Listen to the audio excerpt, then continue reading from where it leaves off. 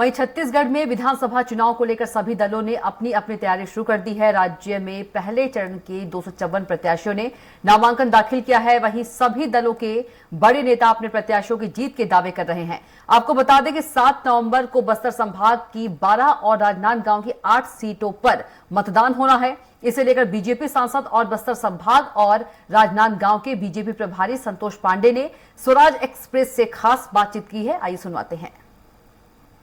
7 नवंबर को पहले चरण की 20 सीटों पर मतदान होगा। हमारे साथ इस संबंध में बातचीत के लिए राजनांदगांव के सांसद और बस्तर के प्रभारी संतोष पांडे जी, उनसे बातचीत करते हैं और जानने की कोशिश करेंगे कि समीकरण क्या है उस इलाके का और बीजेपी किस तरीके से वहां पर स्थिति में है। संतोष जी, 20 सीटों पर चुनाव होना है, 12 बस्तर की है, 8 राजनांदगांव लोकसभा की। आप प्रभारी भी हैं उस इलाके के, क्या स्थिति अभी नजर आ रही है वहां पर? बस्तर की 12 विधानसभा और मेरे राजनांदगांव लोकसभा की 8, ऐसे 20 जो फर्स्ट फेज में जो चुनाव होने हैं।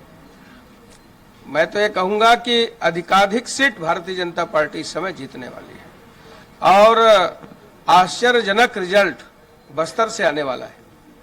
आपके कोंटा, सुकमा, बीजापुर, दंतेवाड़ा, चित्रकूट, बस्तर से लेकर के नारायणपुर तक माननीय प्रधानमंत्री जी के आने के बाद, माननीय मोदी जी की सभा के बाद माननीय अमित शाह जी की सभा हुई और जिसमें एक प्रकार से पूरा परिवर्तन की लहर बस्तर में चल पड़ी है और परिणाम भारतीय जनता पार्टी के पक्ष में आएगा। वहां जिस प्रकार से बस्तरिया संस्कृति है, जिसको समाप्त करने की कोशिश इस सरकार ने की, जो वादे किए थे विफल रही भूपेश सरकार, ये सारी बातें और इनको परिवर्तन करने में और ये अहम भूमिका रहेगी। बस्तर की जो सीटें हैं और राजनांदगांव लोकसभा की सीटें हैं, पिछली बार 18 में एक सीट सिर्फ आप लोगों ने जीता था।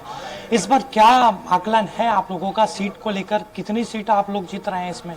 मैंने कहा ना कि बस्तर की 12 और राजनांदगांव की 8, 20 में हम अधिकाधिक सीट हम लाएंगे। भारतीय जनता पार्टी बहुमत के साथ आएगी। ठीक है, हमारे साथ राजनांदगांव के सांसद संतोष पांडे, और जिस तरीके से 7 नवंबर को 20 सीटों पर मतदान है उसको लेकर उन्होंने अपनी बात रखी और उनका दावा है कि 20 में से अधिक सीटें बीजेपी पहले चरण में जीतेगी।